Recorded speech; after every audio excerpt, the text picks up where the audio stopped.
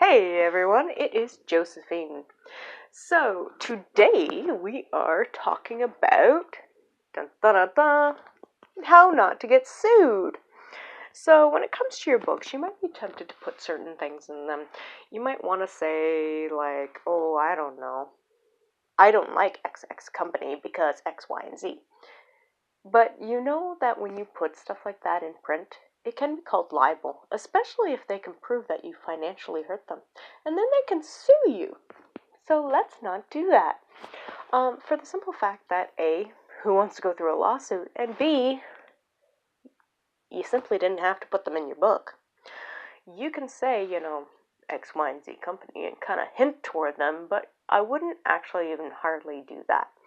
When I do my books, a lot of the times I will make up names for specific stuff, or I will say the real name. Now, if you're not disparaging them in any way, like you're not saying, oh, they're a horrible, terrible company, you can actually use their name. It's not really a big deal.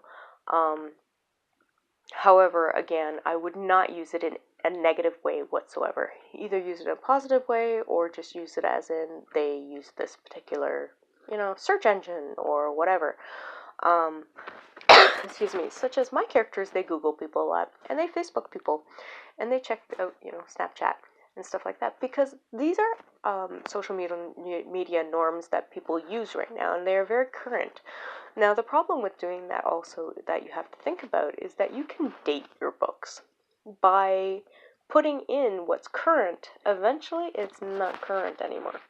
So you kind of have to think about it if this is going to be something that's going to be long term or short term, and then you have to remember that, if, like me, if you're writing fiction, and let's say I make a career out of this, fingers crossed, that, 15 years from now, Google is no longer the thing, I'm going to have to go back and update all those books, or I'm just going to have to, shrug and say, oh well, and everybody will be like, wow, that's old.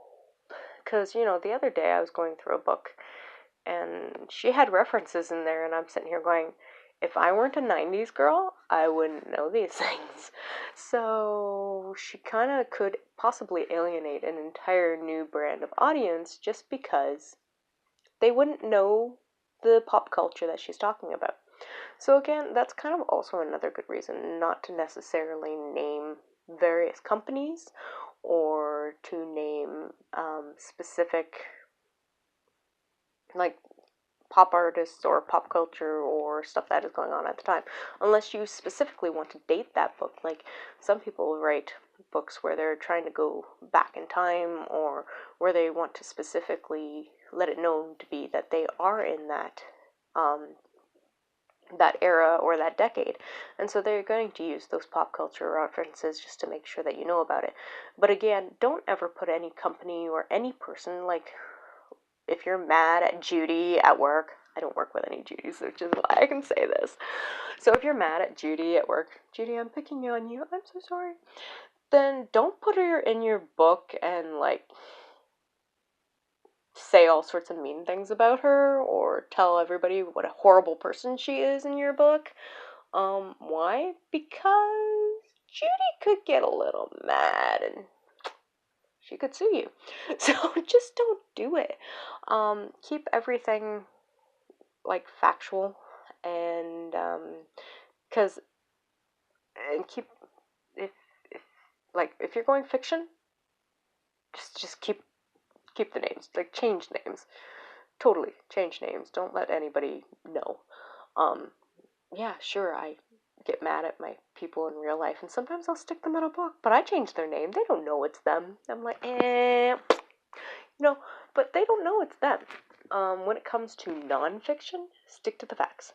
Your facts have to be provable, and they have to be provable in a court of law sometimes. So, again, watch what you're doing, and, just if you can avoid disparaging someone or a company, avoid it. Because who wants to get sued? Really. I don't know about you, but I don't have the time and the money and the patience for that. So anyhow, that is the tip of the day, just to kind of watch what you write and switch it out so that you don't have those problems. And if you can use a fake name or whatever, go for it. Who cares? It's probably better that way. So, this is Josephine, and I hope that you are finding the tips that I am giving you helpful. Please subscribe to this fabulous channel where we are talking about publishing and tips of the trade for authors. And if you can support me by purchasing my books, that is really awesome because that makes me, continue to be able to provide these videos and enjoy talking to you about these things. Excuse me. And share these videos with your friends and other author friends so that they can learn new tips and trades. And if you have any questions or comments, please throw them in the comments below, and I will hopefully get back to them as soon as I can. And we will talk to you later.